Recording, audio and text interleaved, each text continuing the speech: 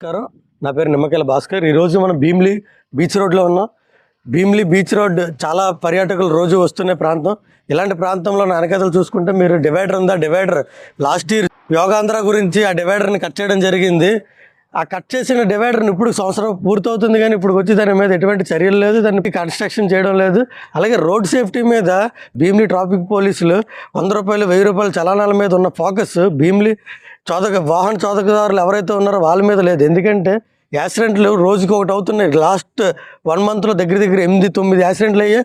అందులో 2 spot dead అయ్యారు ఇదే రోడ్లో. అలాంటి సేఫ్టీ మీద పెట్టలేని పోలీసుల దృష్టి ఓన్లీ చలానాల మీద పెట్టడం చాలా బాధాకరమైన విషయం. ముఖ్యంగా చెప్పాలంటే ఇటు సైడ్ స్పీడ్ బ్రేకర్లు ఉన్న విషయం కూడా ఎవరికి తెలియదు. అక్కడ స్పీడ్ బ్రేకర్స్ వేశారు కానీ దానికి ఇండికేటర్స్ లేవు, ఒక గుర్తు లేవు. యాక్సిడెంట్లు జరుగుతున్నప్పటికీ కూడా ఉదయాన్నే చూస్తే యాక్సిడెంట్ అయినట్టుగానే అక్కడ వెహికల్స్ కానీ ఉండకపోవడం జరుగుతుంది. ఎందుకంటే ఒక సినిమా సెట్టింగ్ లాగా నైట్ యాక్సిడెంట్ అవుతుంది, ఉదయాన్నే చూస్తే కనిపించట్లేదు.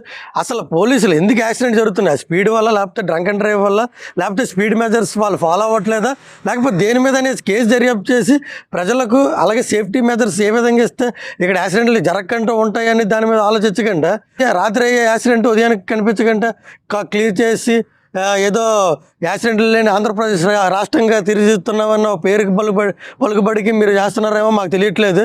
దీని మీద ఇప్పటికైనా ఎందుకు జరుగుతున్నాయని కారణం తెలుసుకొని పదే ఈ రోడ్లో యాక్సిడెంట్లు జరుగుతున్నప్పటికీ కూడా కొన్ని వందలాది మంది క్షతగాత్రులు ఉంటే అందులో దగ్గర 15 మంది చనిపోవడం జరిగింది ఇదే రోడ్లో.